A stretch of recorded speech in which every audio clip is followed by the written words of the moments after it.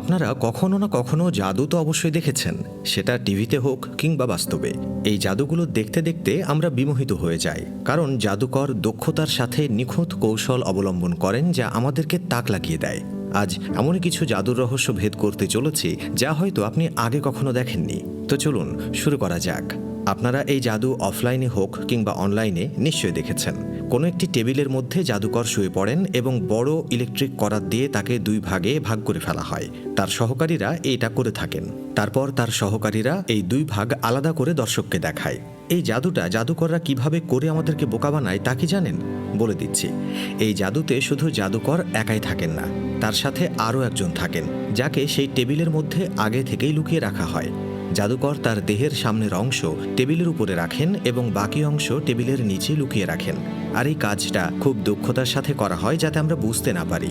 এবং এই জাদুর দ্বিতীয় ব্যক্তিটি তার পা টেবিলের উপরে এবং মাথা নিচের দিকে লুকিয়ে রাখেন। যখন তাদের পাশাপাশি একসাথে রাখা হয় তখন এদের মাঝে সামান্য একটা ফাঁক থাকে। এই ফাঁক দিয়েই সেই বিশাল আকৃতির করাত চালিয়ে দেওয়া হয়। তার মানে এখন বুঝতেই পারছেন এটা ছিল শুধুই ট্রিক। এবারে উন্মোচন করব শূন্যে ভেসে থাকার রহস্য। বন্ধুরা, টিভিতে আপনারা এরকম জাদু অনেকবারই দেখে থাকবেন, যারা ধ্যান করার পজিশনে শূন্যে ভেসে থাকেন।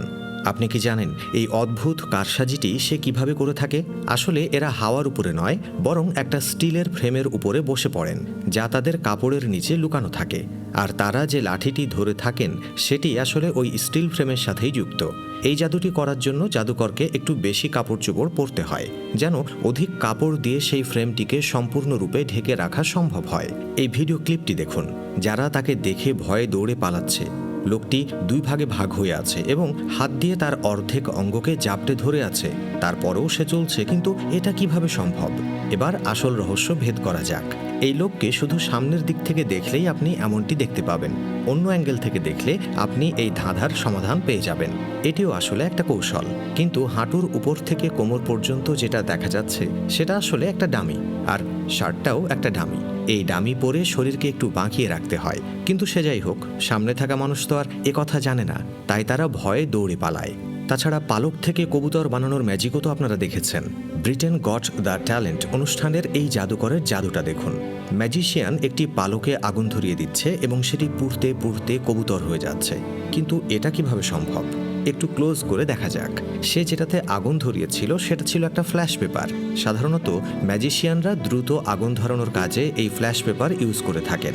এটাতে খুব দ্রুত আগুন জ্বলে ওঠে, যেটাতে দর্শকদের মনোযোগ আটকে যায়। আর সেই ফাঁকে ম্যাজিশিয়ান তার হাতের কারসাজি করে ফেলে।